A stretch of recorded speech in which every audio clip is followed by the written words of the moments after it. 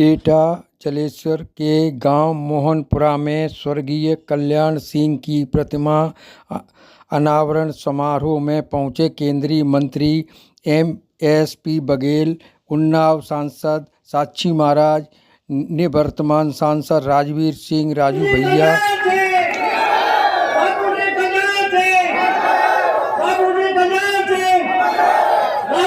आज आपने यहाँ बाबूजी कल्याण सिंह की मूर्ति अनावरण कार्यक्रम में भाग लिया है।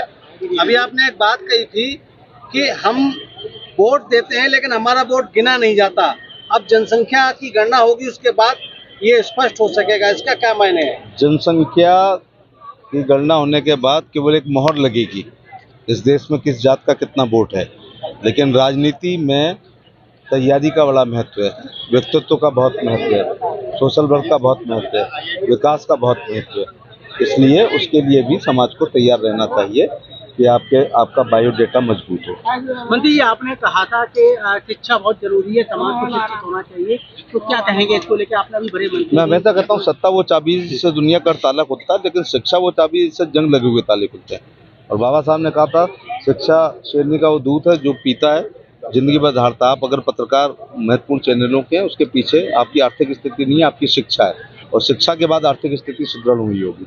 आपने बाबूजी कल्याण सिंह की लेकर कुछ पुरानी बातें कही थी, आपको जिताने से लेके वाले से और हराने तक। हाँ, जिताया भी, हराया भी। वो समय वो अपना राजनीतिक धर्म निभा रहे थे, लेकिन अखिलेश यादव मुझे नहीं हरा सकते थे फिरोजाबाद में, ये बाबू कल्याण सिंह जी ने अपना 1.5 लाख वोट ट्रांसफर न किया होता। दूसरी बात है, मैं जब सदस्य बना बीजेपी का, राज्यसभा से इस्तीफा दे के आया, तो मेरे सदस्यता की शुल्क बाबूजी ने दी।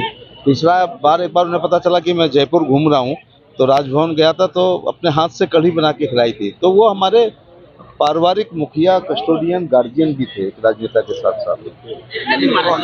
से कि जो लोधी समाज है उसको उचित प्रतिनिधित्व मिलना चाहिए, आज आप क्या कहेंगे? इस हिंदुस्तान में पहले, आज और भविष्य में भारतीय जनता पार्टी के प्रति ईमानदारी से समर्पित, बिना मांगे वोट देने वाला लोधी समाज से बड़ा कोई दूसरा समाज नहीं है।